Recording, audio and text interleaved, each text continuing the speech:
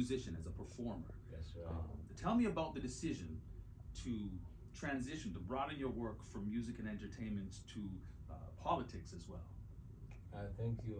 I actually prefer identifying myself as an artist, as a musician, because it's my first love and will definitely be my last. Just like any other young man growing up, I grew up from the ghetto, of course, having had a political background in my family. My father was one of the rebels that brought in the current government.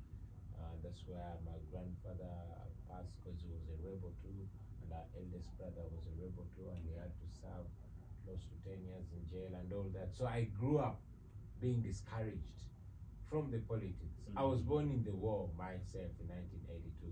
So my mother raising us post-war and having lost everything discouraged us from anything to do with politics. And I listened to her because she always told us that hard work is only the stripes by which we're going to lift ourselves. And we did good and I succeeded. But one time when I was about 23, 24, at the height of my musical success, riding the flashiest and newest Cadillac Escalade with 24-inch spinning wheels, and I'm feeling on top of the world. This is when I was attacked and beaten up by a security operative around my age, and my crime was showing off as if I did not know that the country had owners. Of course, that spoke volumes to me, but it was my rude wake-up call to remind me that no matter how successful or rich I might become, I would not be free unless everybody's free, unless there's a rule of law where everybody's equal, where everybody has human dignity. That is what sparked my mind going. I started singing about injustices and all that, but as time went on, I needed to move from talking or singing about those issues to acting about them. I chose the path of going for a more formal platform. That's how I ran for parliament, reach parliament, realize the realities to deal with, run for president. The rest is history. The issues you speak of here, because that spark that got you kind of changing direction a little bit, or kind of intensifying the work that you saw that needed to be done. What were the issues that you saw and you see that need to be changed in Uganda? To sum it up, injustice. Sickening injustice, inequality, the corruption, the disregard to human dignity. I had been seeing these things, the rampant land grabs, the immorality of those that are in power. But like I said, it wasn't affecting me. The sickening poverty wasn't affecting me. I was a successful artist. The injustice did not affect me because I thought I was above the law. I was hobnobbing with the mighty and powerful until it happened to me. So it's generally the injustice. And I wonder, when you decided, having seen these injustices, having seen some corruption and that sort of thing, having dealt with not some corruption, sickening corruption.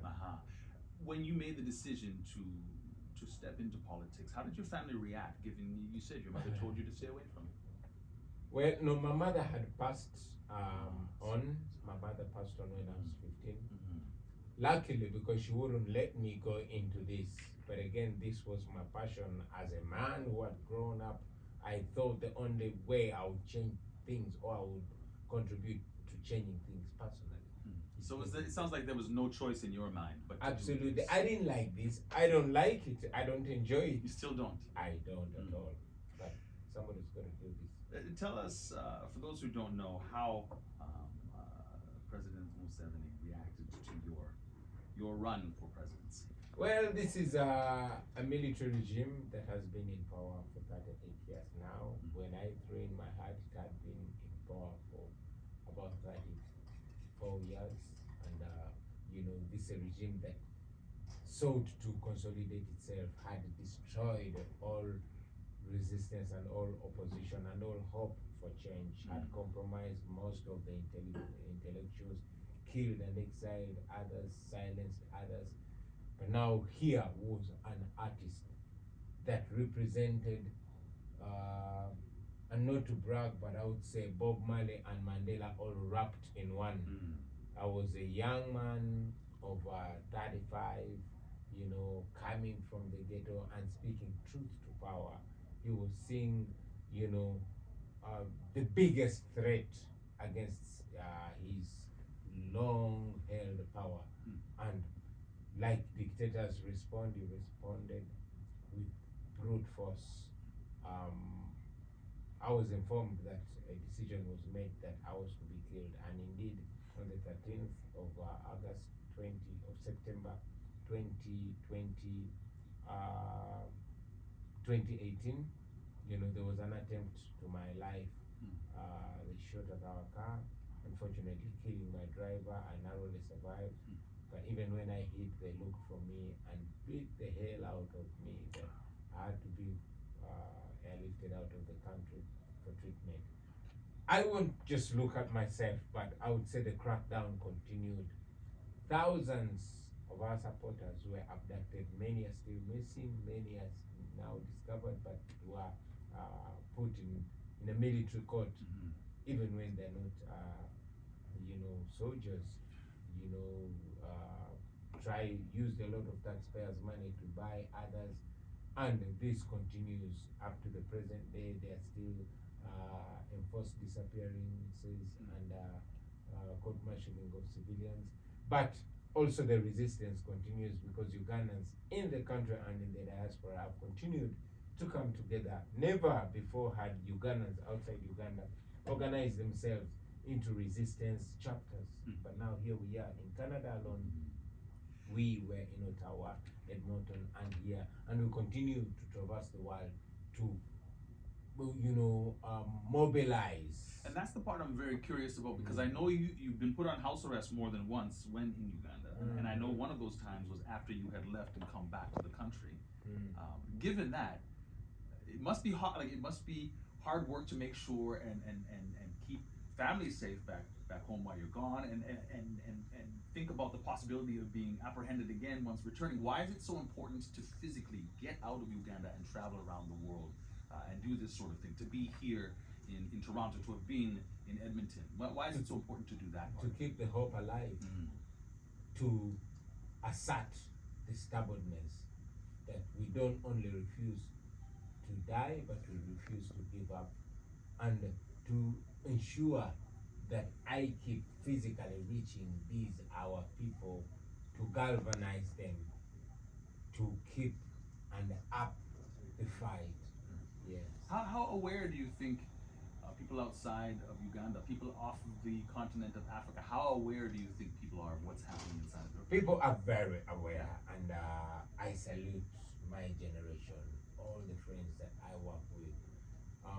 For the first time, I can confidently say that the people of Uganda are aware of what's happening. At least we might not have achieved the ultimate goal, but at least we can say without fear of contradiction that people are no longer discussing parochial issues there, regardless of whether it's on a taxi stage. It doesn't matter whether it's in a saloon or in a ghetto somewhere or in a hangout or even on the dance hall. People are discussing current issues. So we are very glad that at least the level of consciousness has gone up. Now we are having to go to the level of action and transformation. As you look forward to Uganda's future, what are your hopes for the country? What do you want to see happen?